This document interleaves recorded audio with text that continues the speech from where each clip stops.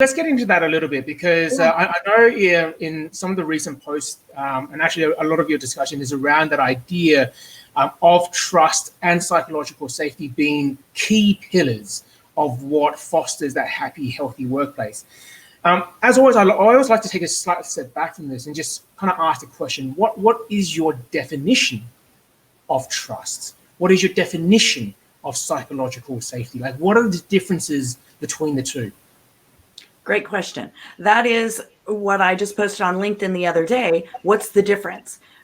We often get those two confused, and or we don't even really know what they mean. We think we know what they mean. So I'm going to actually give you the specific definition of trust and then of psychological safety, and then we'll go into excuse me, what that means in more simple terms. So trust is the reliance on integrity. Excuse me, fire throat. Reliance on the integrity, strength, ability of a person or a thing, or your confidence in that thing. Okay. Yep. Psychological safety is the belief that your environment is safe for interpersonal risk taking. Mm-hmm. Okay. So those go hand in hand, but they're also not the same. Yeah, okay.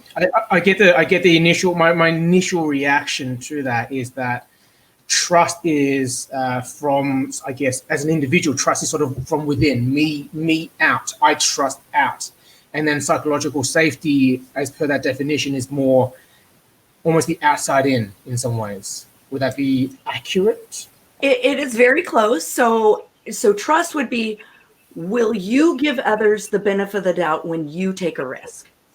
Right. So, for example, like Brian's probably going to get really mad at me or freak out if I disagree with him. Well, then that's my trust issue. Now, it may be that Brian caused a lack of psychological safety in the workplace that caused me not to trust, but the trust part is something that is my personal responsibility. Does that make sense? Yes.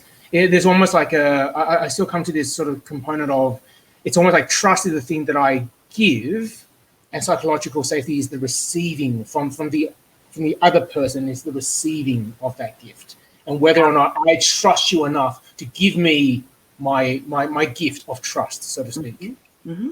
Yeah. So the opposite side of that, psychological safety, is, will others give you the benefit of the doubt when you take risks? So this, in simple terms, like, my team expects me to speak up because that's how we do things here. Yeah. Okay, so that's psychological safety. Yep. But our discussion has been before the chicken before the egg. So which one really comes first?